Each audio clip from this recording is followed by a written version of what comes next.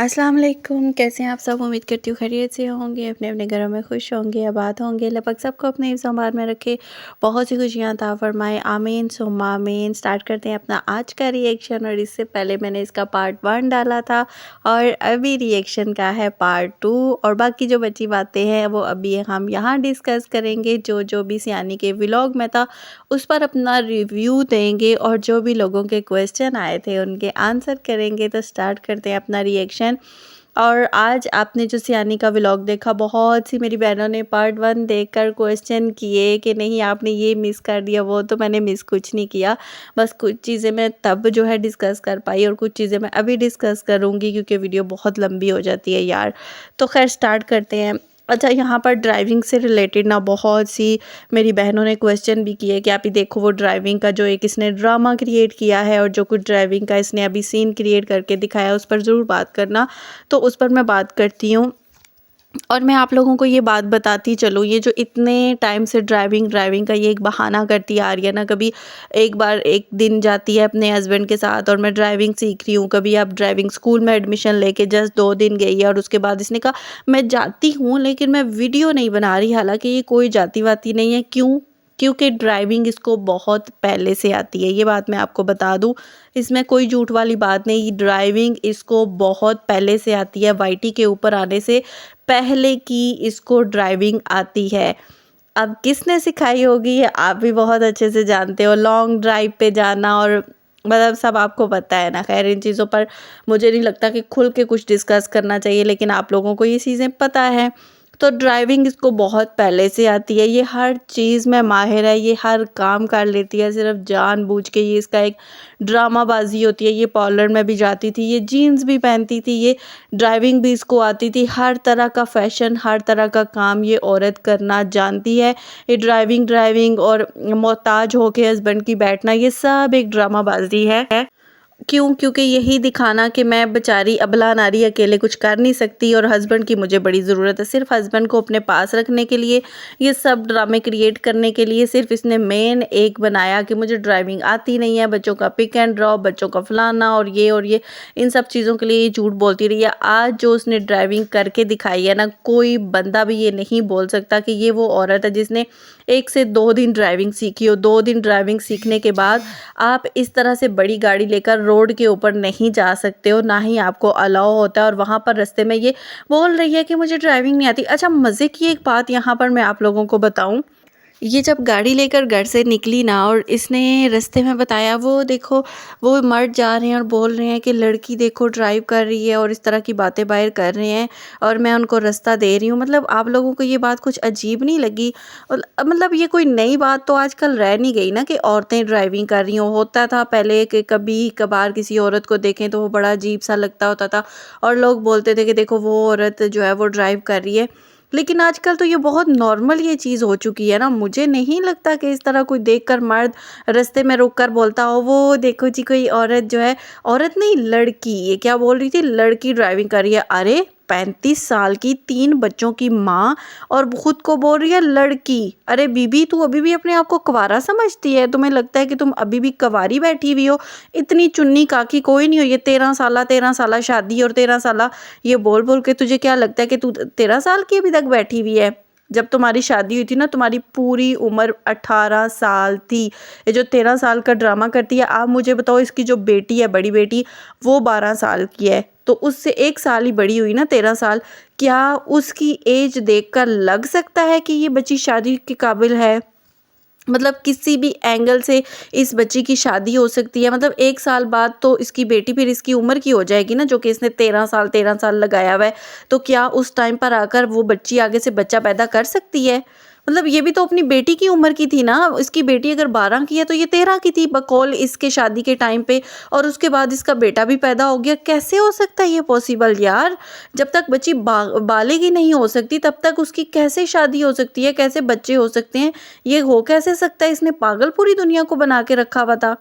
इसकी बेटी 12 साल की है, 1 साल का सिर्फ और फ़र्क रहता है। ये अपनी बेटी की उम्र की थी जो कि ये बताती है मेरी शादी हुई है।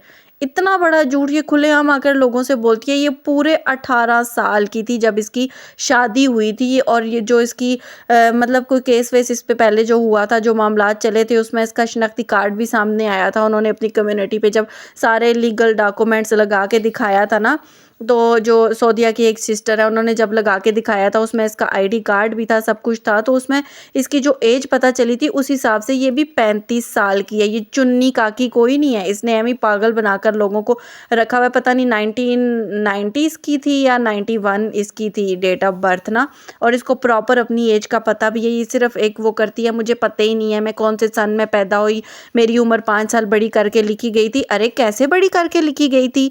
अगर तुम्हारी 13 साल में शादी हुई थी, तुम बालक कहाँ से हुई होगी? मतलब इतनी छोटी एज यार, मतलब सामने नज़र आती है ना। 13 साल का आप बच्चा देख लो, कितनी सी बच्ची होती है। और ये उस टाइम पे बोलती है मेरी शादी भी हो गई थी, और शादी के 1 साल बाद इसका बेटा भी पैदा हो गया था। अब अगर ये बोले कि 13 साल में मेरी शादी हुई और जब मैं 16 साल की थी तो 3 साल बाद बच्चा पैदा हुआ, बकौल इस केस ने क्या बताया, 13 साल में मेरी शादी हुई थी और जब मैं 16 साल की थी तब मेरा बच्चा पैदा हुआ, मतलब शादी के 3 साल बाद इसका बेटा पैदा हुआ। इसने यही चीज़ बताई ना। और अभी ये क्या बोलती है, हमारी शादी को 15 साल हुए हैं। बीबी, जब तुम्हारी शादी को भी 15 साल हुए हैं तो तुम्हारा बेटा 14 साल का कैसे है? अभी इसके बेटे की जब बर्थडे की बात चली थी, अभी कुछ दिन पहले इसने कंटेंट बनाया था, उसमें ये खुद बोल रही थी कि तुम 14 साल की हो गई हो, तुम्हारी शादी को 15 साल हुए हैं, बेटा तुम्हारा 14 साल का हो गया है और पैदा वो शादी के 3 साल बाद हुआ था। क्या तूने हम सबको पागल समझ लिया है? हम सब गन चक्कर इधर बैठे हुए हैं, हमें कोई अक्ल नहीं है, कोई कैलकुलेशन करना हमें नहीं आता, किसी चीज़ की हमें समझ नहीं है। मतलब जिस तरह से इसको आता है, ये टर्न एंड ट्विस्ट करती है बातों को और पागल बनाती चली जाती है, पागल बनाती चली जाती है। अपनी बेटी की उम्र में क्या इसकी वाकई शादी हुई थी? 18 साल की एज में इसकी प्रॉपर शादी हुई थी। इसकी शादी को 15 से 16 साल हो चुके हैं। उस हिसाब से अगर आप अंदाज़ा लगा लो ना, तो ये 34-35 साल की बीबी साहिबा हो चुकी हैं, जो अपने आप को लड़की बार बार देखो, लड़के कह रहे हैं लड़की गाड़ी चला रही है। वो तो हमें पता है, मर्द और लड़के ही सिर्फ कहेंगे तुम्हें कि लड़की गाड़ी चला रही है। तुम अपने आप को अभी भी चुन्नी काकी और एक नौजवान लड़की, तुम्हारा बस चले तो तुम अपनी बेटियों के साथ बैठकर उनके साथ खेलना शुरू कर दो कि नहीं मैं तो अभी इनकी हम उम्र हूँ। और बीबी, ये कोई इतनी अनोखी बात नहीं रह गई कि रोड के ऊपर गाड़ियाँ लड़कियाँ चलाएं। छोटी छोटी बच्चियाँ भी आजकल चला रही होती हैं, मतलब अगर कोई एक 15-16 साल में आती हैं ना, चला रही होती हैं। यार हमने देखा है आजकल छोटे छोटे बच्चे जो है बाइक चला रहे होते हैं, बच्चियाँ गाड़ी चला रही होती हैं। इतनी कोई बड़ी बात ये नहीं रह चुकी। और दूसरी बात, जिस तरह ये गाड़ी चलाकर लेकर गई, कभी ये बोलती है मुझे रास्तों का पता ही नहीं। अबे बीबी, तुझे रास्तों का पता ही नहीं तो तू हॉट एंड स्पाइसी फल अपने खाने पीने पेट पूजा के लिए तू पहुंच गई है। उसके बाद बोलती है मेरे पास तो पैसे भी नहीं, मेरे मोबाइल में क्रेडिट भी नहीं। तू ऐसे मुंह उठा के घर से निकल गई है। खुदा ना खास्ता रास्ते में कोई गाड़ी में ही मसला हो जाता है, कोई बंदे को मैकेनिक को दिखानी पड़ जाती है, 100 होता है, तेल पानी कुछ ख़त्म हो जाता है, ऐसे मसले लगे रहते हैं। तो ये घर से ना पैसे लेकर निकली, ना मोबाइल में रिचार्ज है, ना इसके पास रास्ते में लोकेशन क्या है, कुछ भी नहीं है। ये ऐसे मुंह उठा के चल पड़ी है।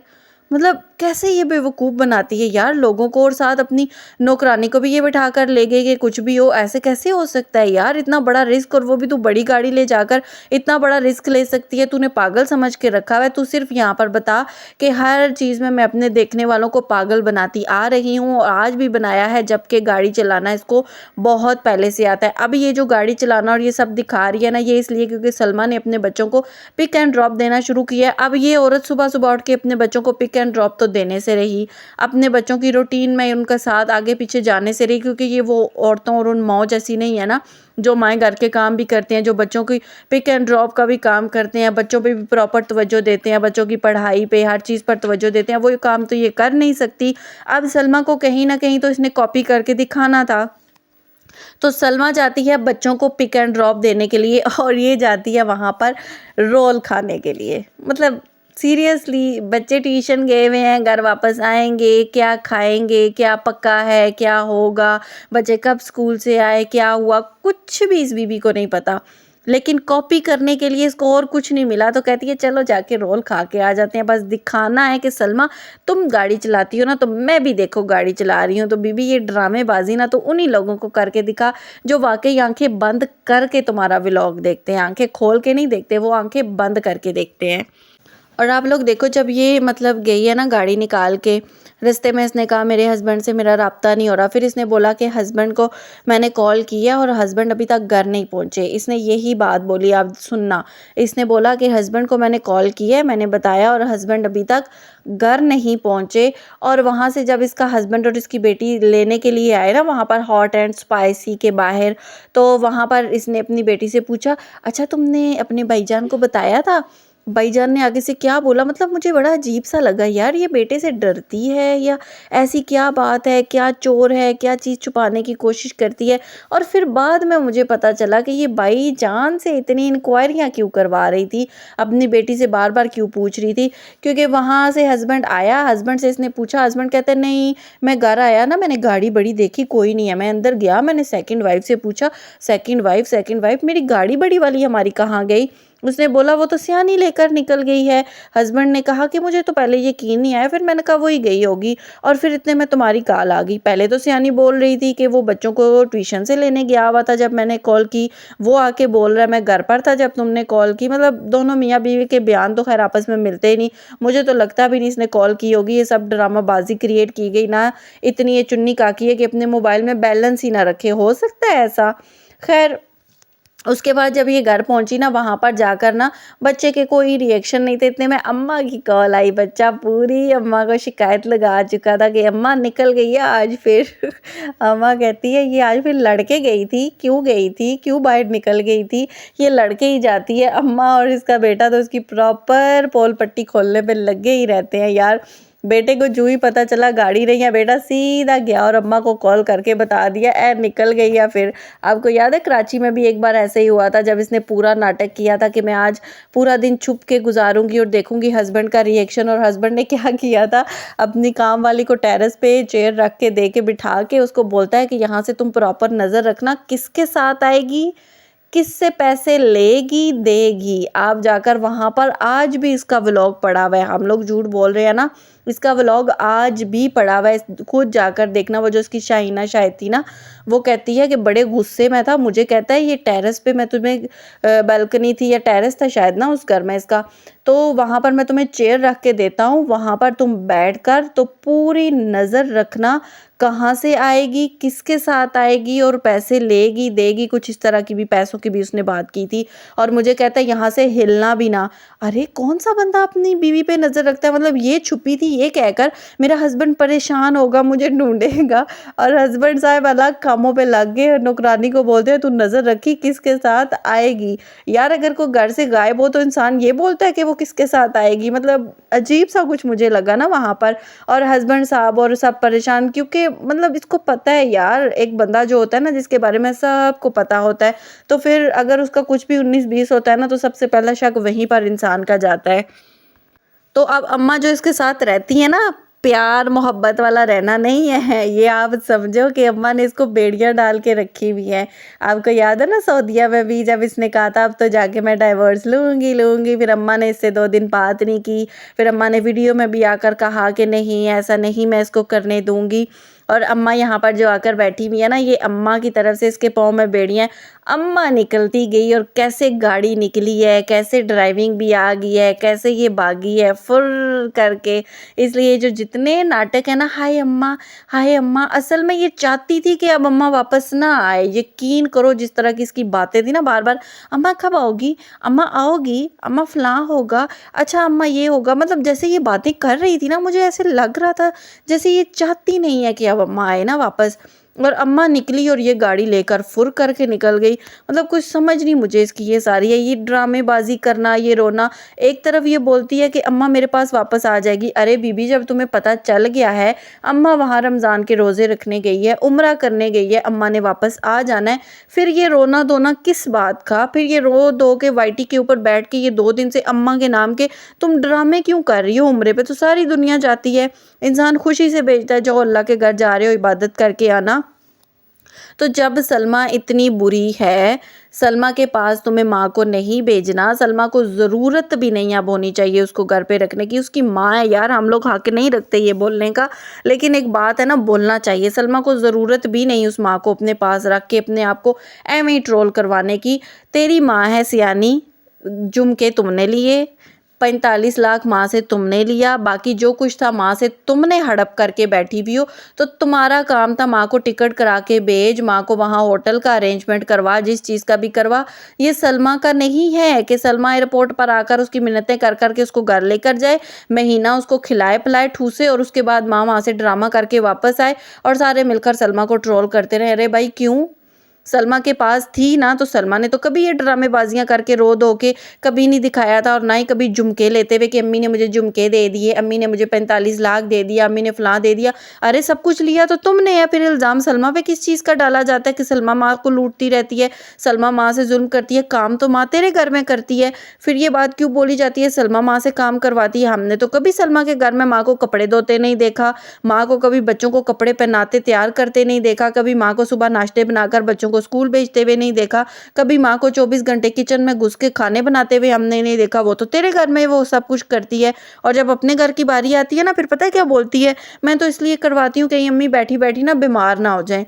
तो सलमा के घर में ये सारा कुछ तुम लोग क्यों नहीं अप्लाई करने देते हो? वहां पर उसके ऊपर क्यों चढ़ जाते हो? तू माँ को नौकरानी बनाती है, माँ से काम करवाती है, तो ठीक है बीबी, उसको होटल करवा के देती, माँ को सीधा भेजती कि जा माँ वहाँ उम्रा करके आ, मियाँ तेरा अगर मिलना हुआ होटल में आ जाएगा, मिल लेगा। माँ जाती, माँ उम्रा करके तेरे पास वापस आ जाती। मुझे समझ नहीं आता, माँ गई उम्रा करने के लिए तो ये यहाँ पे रो पिट किस बात कर रही है बैठकर? आखिर किस चीज़ का रोना, किस चीज़ का है? ये भी तो कोई इससे सवाल करे ना कि तूने कहती थी मैं माँ को उम्रे के लिए भेजूंगी, उम्रे के लिए भेजूंगी, जबकि टिकट चाचा ने करवा के भेजी, वहां पर माँ के सारे खर्चे चाचा और सलमा लोग उठाएंगे। ये मुफ्त का कंटेंट 3 दिन से बना बना के तो पैसा कमाए जा रही है, छापे जा रही है। हाय अम्मा तेरे बगैर कुछ नहीं, हाय अम्मा तेरे बगैर कुछ नहीं। अजीब ये नफसियाती सी औरत नहीं होती जा रही? नाश्ते तू सारी जिंदगी अम्मा के साथ ही बैठ के करती रही है, पिछले 15 साल तुझे याद नहीं आई अम्मा के साथ कुर्सियों पे बैठ के नाश्ते करने की? तुम्हें याद नहीं है ये सारे ड्रामे करने की? अब अचानक से नाश्ता तेरा हलक से नीचे नहीं जा रहा अम्मा के बगैर? क्यों? क्योंकि अब परेशानी पड़ गई है ना कि सारे काम मेरे मुझे देखने पड़ेंगे, क्योंकि काम वाली से भी काम करवाना पड़ता है ना, जब तक उनके सर पे ना हो काम नहीं करते। अब बच्चे भी देखने पड़ेंगे। पहले माँ थी, वो बच्चों को खाने भी खिला देती थी, माँ थी वो सब देख लेती थी। आज इसने अपने व्लॉग में खुद बोला ना कि मुझे कोई परेशानी नहीं होती होती थी, नीचे बच्चे आते थे, अम्मी 100 बार उनको देख लेती थी। तो बीबी देखती तेरी माँ तेरे बच्चों को थी, उनको स्कूल से आते हुए यूनिफॉर्म चेंज कराना, खाना खिलाना, ट्यूशन भेजना, सुबह स्कूल के लिए उनको नाश्ते देना। अब तुझे परेशानी तो इसलिए यही पड़ी हुई है, रोना तो यही पड़ा हुआ है कि असल घर की जो काम वाली थी वो तो चली गई, अब सारा कुछ तेरे सर पे आ जाएगा। तुझे दोपहर को क्या शाम को आके उठाती थी, उठ जा, दोपहर भी खत्म हो गई, सूरज भी डल गया, अब उठ जा उठ जा। फिर जाके तू कहती थी अब मुझे ये फलां बना दे, बुसरी बना दे, आज फलां बना दे, फिर माँ बना के देती थी, फिर तू ठूस के बैठती थी।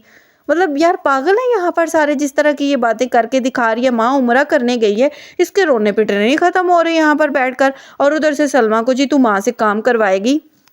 किसने कहा है माँ उसके घर जाए? किसको शौक है माँ उसके घर जाए?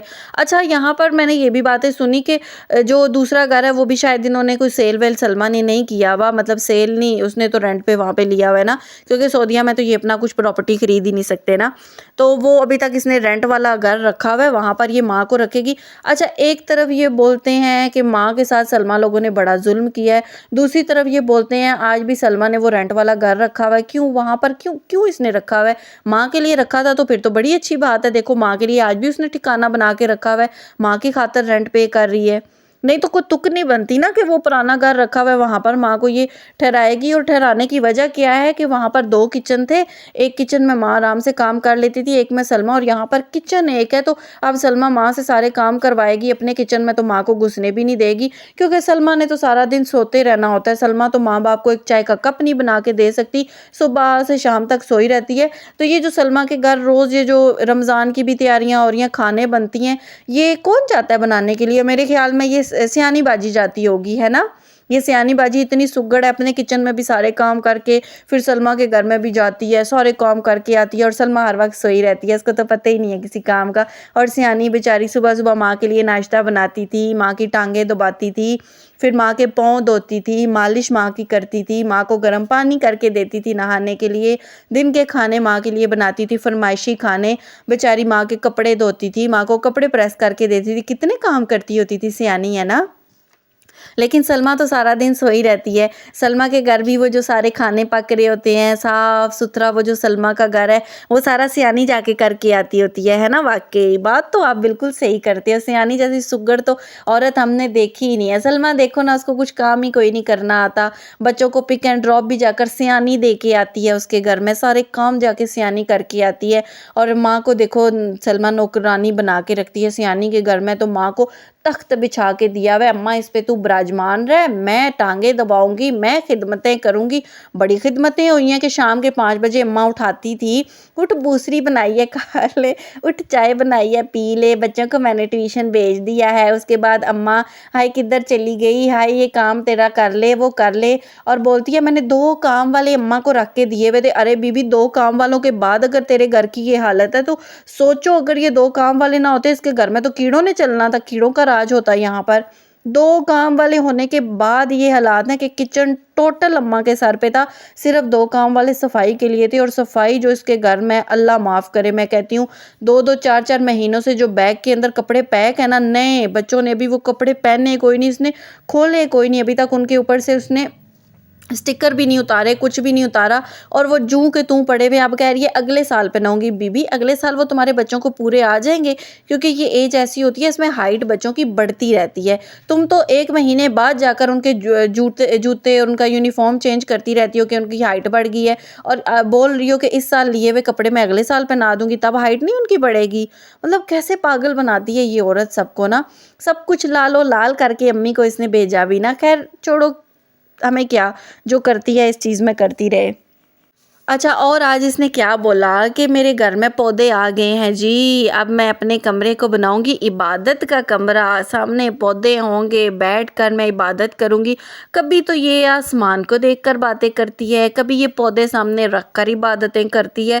लेकिन बात असल में ये है कि इबादत हमें आज दिन तक नज़र नहीं आई कि वो इबादत है कहाँ।